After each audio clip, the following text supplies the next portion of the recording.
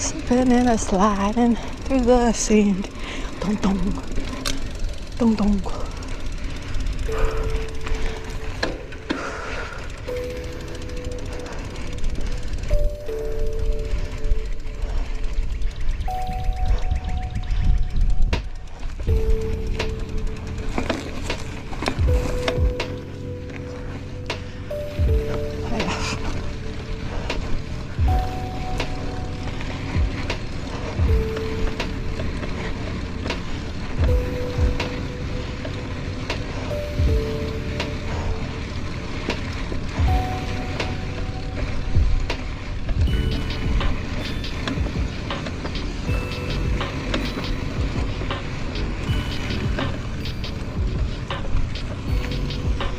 All right.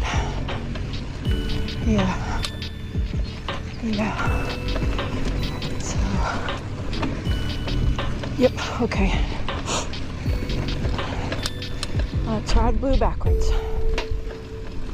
0 start. Boy, trying to look at my camera. All right, just stop on that. Look at your camera. Am I recording? Yes, I am. Let's go. Now I'm not going opposite direction of what everybody else would. The blue trail at Stanley Draper is pretty much flat. So either way I go, I'll be good. My feet are cramping from standing up for so long, videotaping everybody. So I'm perfectly fine with a nice leisurely ride right now.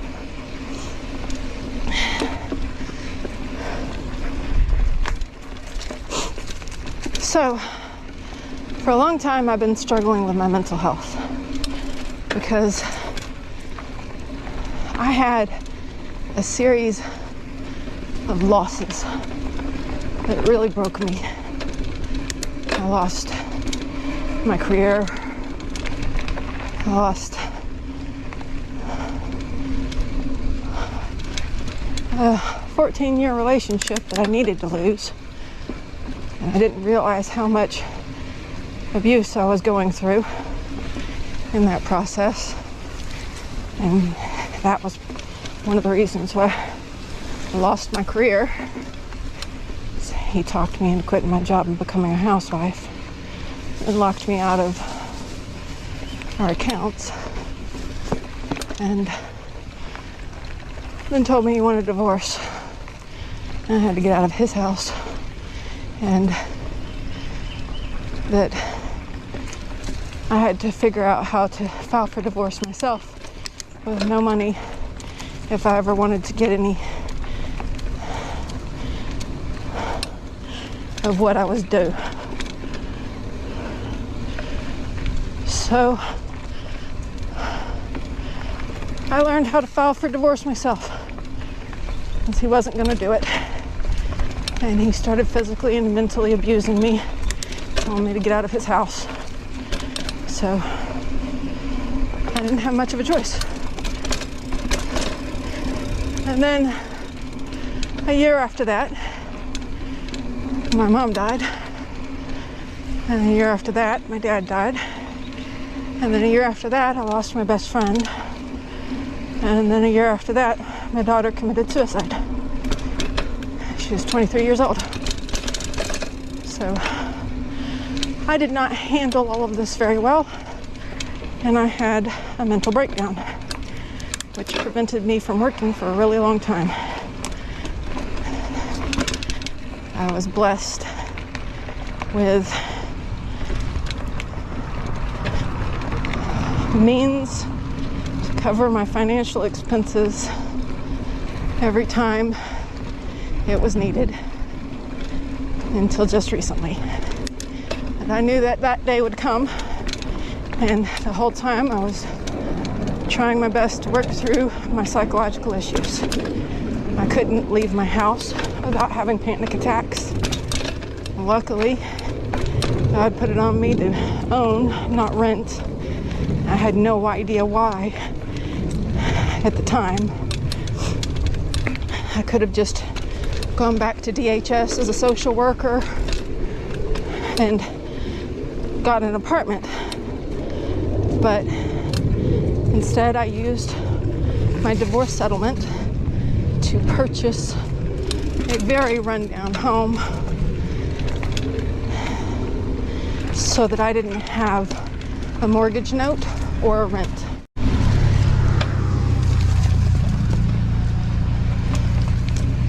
And then I slowly started learning why God put it on me to own and not rent. Because He knew what was coming my way. He knew how much loss I was about to suffer. And then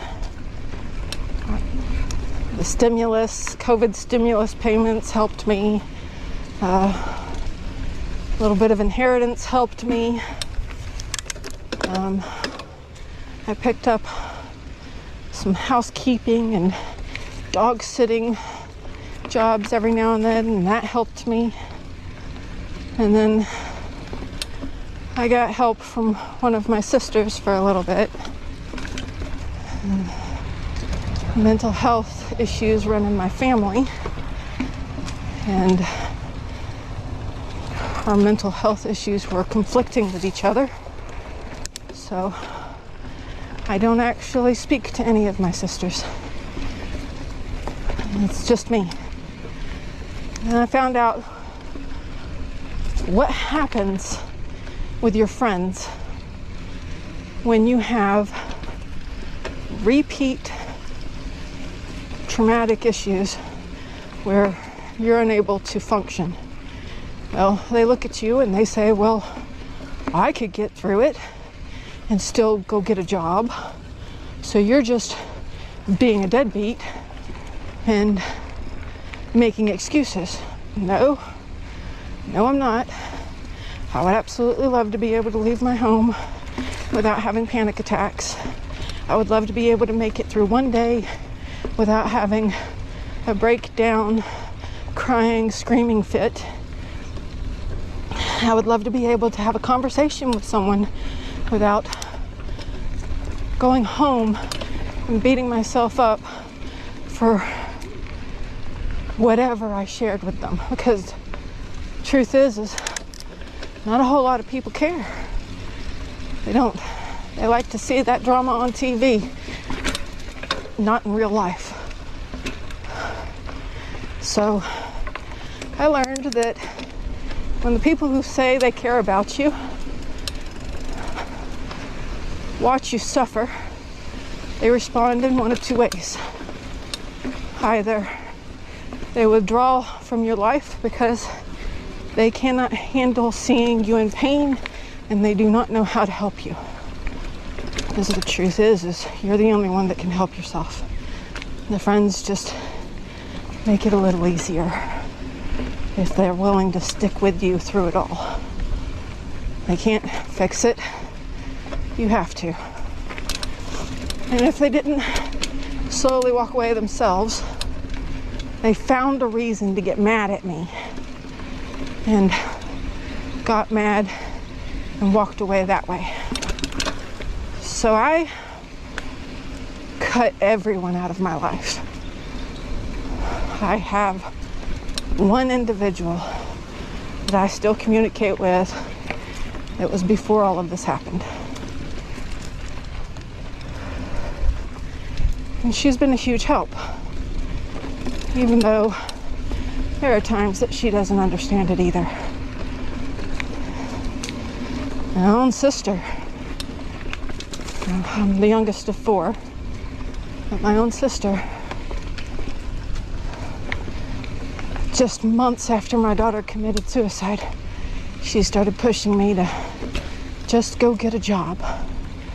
And I'm telling her, you don't understand. I can't go get a job when I can't get myself to leave my home. So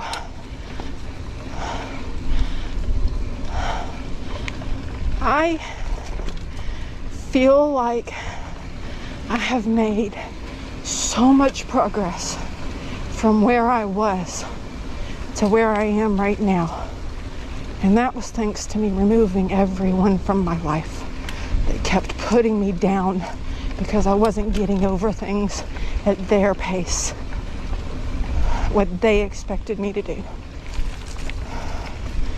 I was able to process my losses without ridicule or judgment. And then I got involved in the bike community because I could get myself to leave the house to go on a mountain bike ride. And slowly I started meeting people. And I didn't know anything that was going on in my life. I didn't want to tell them anything.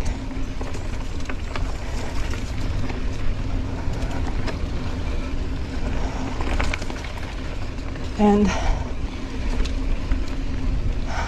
that got me exposed to racing. I did the St. Crispin's Shred and Tread, my first race in 2021. It was December 5th, and my daughter had committed suicide on October 3rd. So it was a big deal for me to do that race, to try to keep myself focused and not drown in misery. But then on Christmas Eve, I wrecked at Lake Arcadia and I tore my calf muscle, and that made me not be able to ride for a couple of months. And then I got back into riding, and I ended up going over the bars at Bluff, and I dislocated my ribs, and that kept me from riding for a bit. And then winter, so that kept me from riding for a bit. This year, I've been trying to get up and ride more. And I started going to as many public events as I could to meet the people that I wanted to be part of their community. And I went to Oklahoma Earth Bike Fellowship's public meeting, and I want to be involved in nonprofits because I want to eventually run one to help people struggling, adults struggling with their mental health, be able to be involved in these recreational sports. It's not cheap to be involved in these things. I had purchased my bike with my inheritance monies.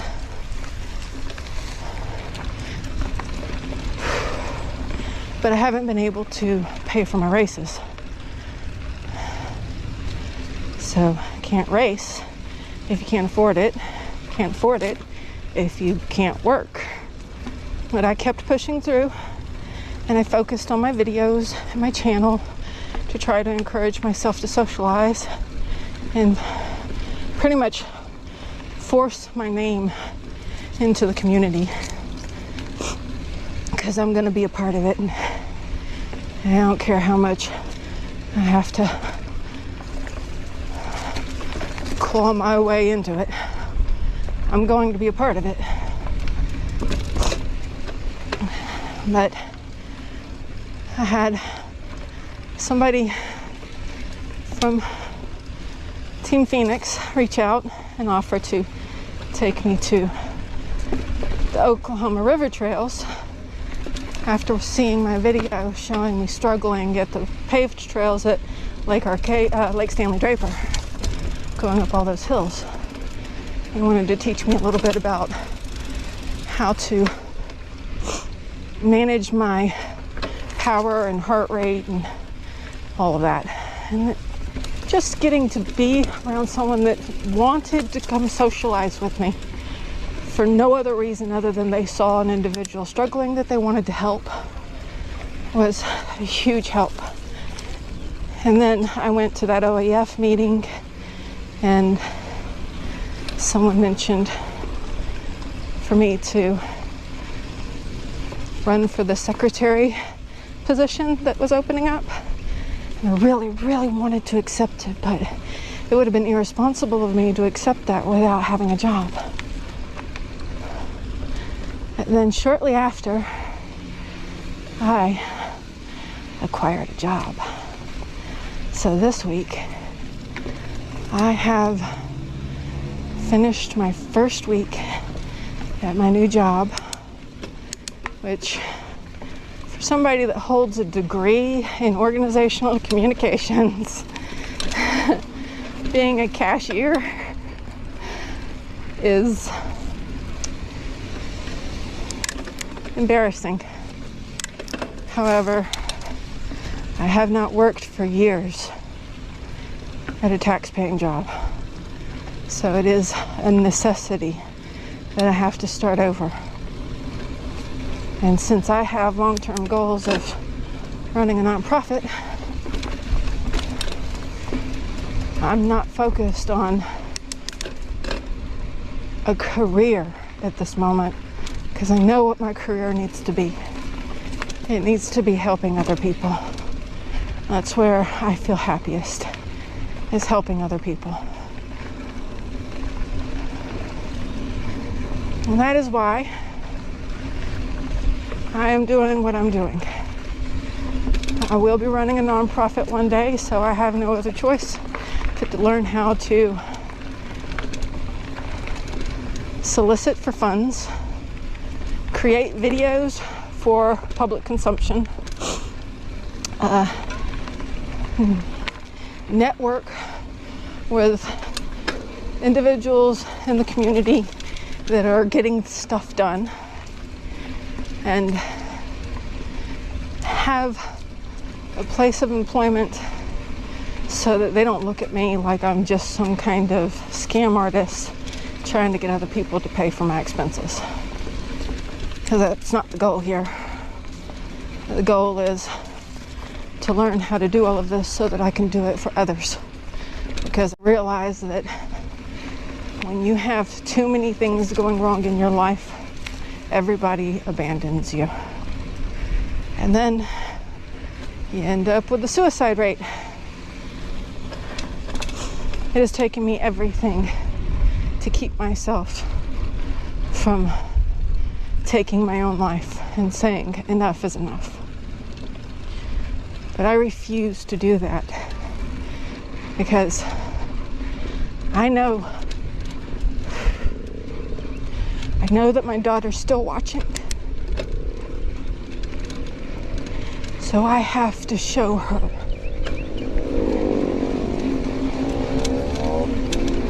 it can be done. You can hit rock bottom and have nowhere to go, no one in your life supporting you, and you can rebuild your life.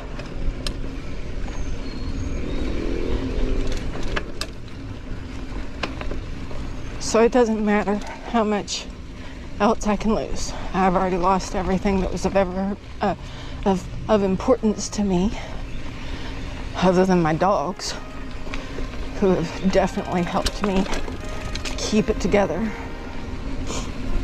There's not a whole lot more that can be taken from me. At this point, I could be homeless and still be striving for my goals, refusing to give up on life. Because life is ultimately the real goal. Not how you live it, but that you live. How you live it is just an obstacle. Some of us have it easier than others, but it's still just an obstacle.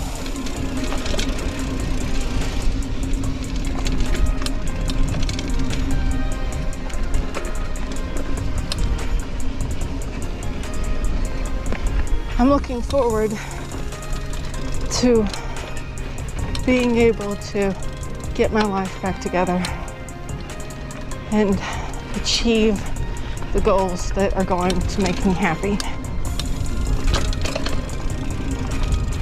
they can't come soon enough.